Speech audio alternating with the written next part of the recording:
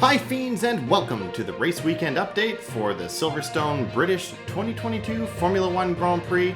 My name is Stacey Hewen, and let's get right into it. Despite Ferrari's best efforts, Carlos Sainz finally won his first Grand Prix in Formula 1. In fact, his drive was so impressive, it inspired some poetry. There was a young man from Madrid who thought he could win, and he did. Near the end of the race, after the safety car, Ferrari tried to give Carlos team orders, but Carlos reminded them who they hired by ignoring those team orders and leaving Ferrari's golden boy to finish fourth. Lewis Hamilton was up there on the podium again today, which left many Brits asking the question, is Mercedes back in the title fight? No, the answer to that question is still no. A horrific accident in the first corner caused a red flag, taking multiple cars out of the race. After the race, Lewis was quoted as saying, "I knew Joe would be okay. After what I did to Max last year, I'm not convinced it's even possible for a driver to die on this track." George Russell finally broke his top 5 finishing streak after getting out of his car like an idiot because he cares about human life more than scoring points. Absolute disgrace, am I right?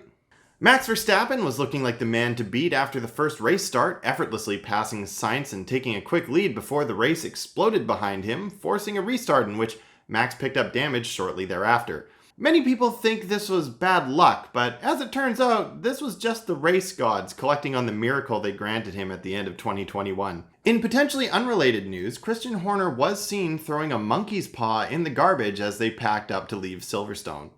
Max found himself in a damaged car battling Mick Schumacher once again, and it was a fantastic battle. After the race, Mick's race engineer was unavailable for comment, having lost his voice screaming, "Don't fuck this up! Stop fighting!" to Mick for the last laps of the race. Despite an incredible effort in which he scored his first points, Mick was unable to pass Max, proving that a fully functional Haas is still not as good as a damaged, borderline undrivable Red Bull. Charles Leclerc once again had victory slip through his fingers. Understandably upset, he went to walk it off afterwards and was spotted pulling something out of the Red Bull garbage. After the race, Mattia Binotto was seen taking Charles Leclerc aside and shaking his finger at him. We don't know exactly what he was saying, but it was probably something along the lines of, "Don't be a little bitch about us failing to pit you behind the safety car. This is Ferrari. Strategy is not something we do here."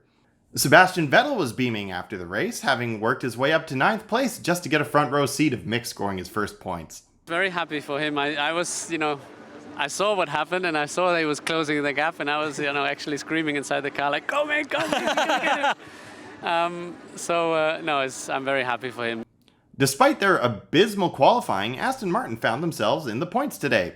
All it took was 6 cars being removed from the race. Yuki Tsunoda picked up a penalty after he crashed his teammate out of the race. AlphaTauri's team boss was clearly unhappy with the performance, but the worst consequence of this will be when Yuki gets home and Pierre keeps insisting nothing is wrong, despite slamming all the cupboards and doors as he stomps around the house.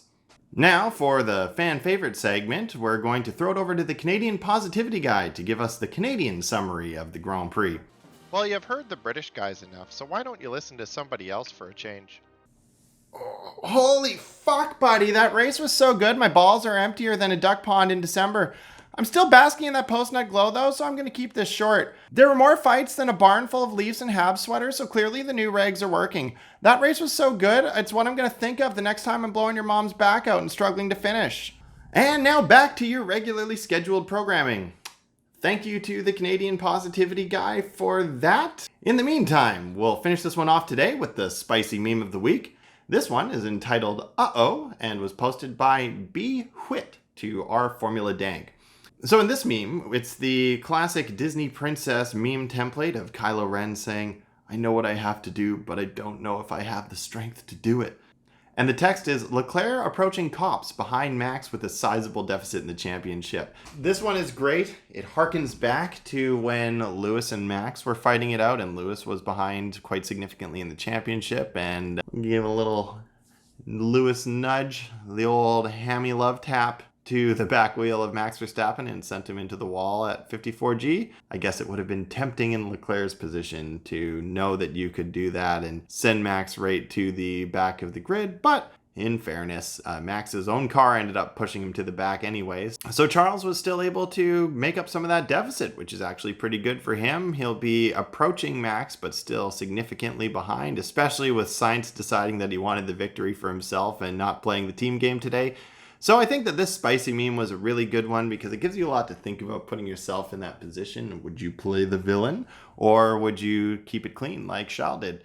Anyway, let me know in the comments below if you have any opinions on that or other things that happened in this race. If you liked this video, please consider giving it a like. It helps out a lot. Subscribe if you want to see more content like this. And if it made you laugh, send it to someone you know that might enjoy the same sort of thing.